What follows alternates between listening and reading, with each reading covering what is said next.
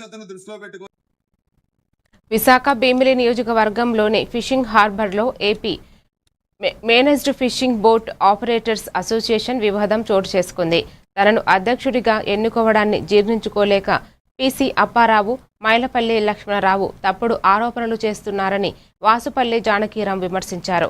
ధైర్యం ఉంటే general body మీటింగులో హాజరై సమాధానం చెప్పాలని ఆయన సవాల్ విసిరారు. గతంలో చేసిన ఆరోపణలను ఖండిస్తూ హార్బర్ అభివృద్ధి కోసం తాను చేసిన కృషిని వివరించారు. ఈ సమావేశంలో పలువురు బోటు యజమానులు పాల్గొన్నారు. అది కూడా కంట్రోల్ చేయలేదు.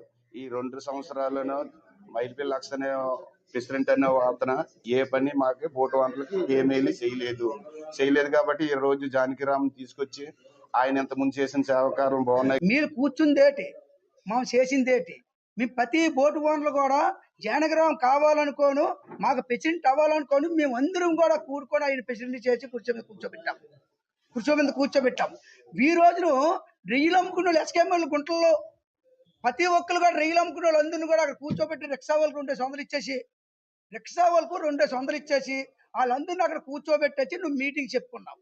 మీటింగ్ ఏమని చెప్పావు? నేను సర్పంచ్ అది నానాను, ఎంపీటీసీ నానాను, నువ్వు ఓటర్ నెంబర్ కన్నా లేవు, నువ్వు పంచాయతీ ఎక్కడో వేడి చేసావని కాదు. ఈ రోజు నువ్వు ఆ జానకిరామ్ వెనకాల వెళ్ళి నువ్వు సీట్లో కూర్చున్నావు. మంది బోటు ఓనర్లు వాళ్ళు ఒప్పుకొని దండేసి ప్రెసిడెంట్ గా చేశారు. కావాలంటే ఎవరినైనా అడగండి, ప్రూఫ్స్ కూడా ఉన్నాయి.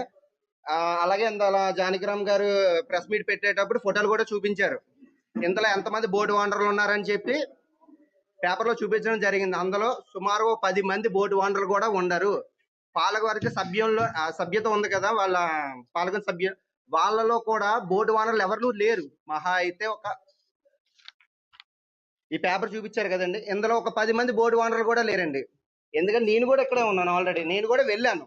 అంటే బోటు వాళ్ళ సంఘం అంటున్నారు కదా, బోటు ఓనర్లు ఉంటారా లేదా బయట వాళ్ళు ఉంటారా అని చెప్పి నేను వెళ్ళాను. ఆడికి వెళ్ళి చూసేసరికి రిక్షా వాళ్ళు, వ్యాపారస్తులు మాత్రమే ఉన్నారు.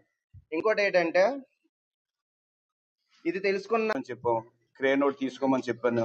తర్వాత ఫిషింగ్ హార్బర్ లోను జెట్టి అక్కడ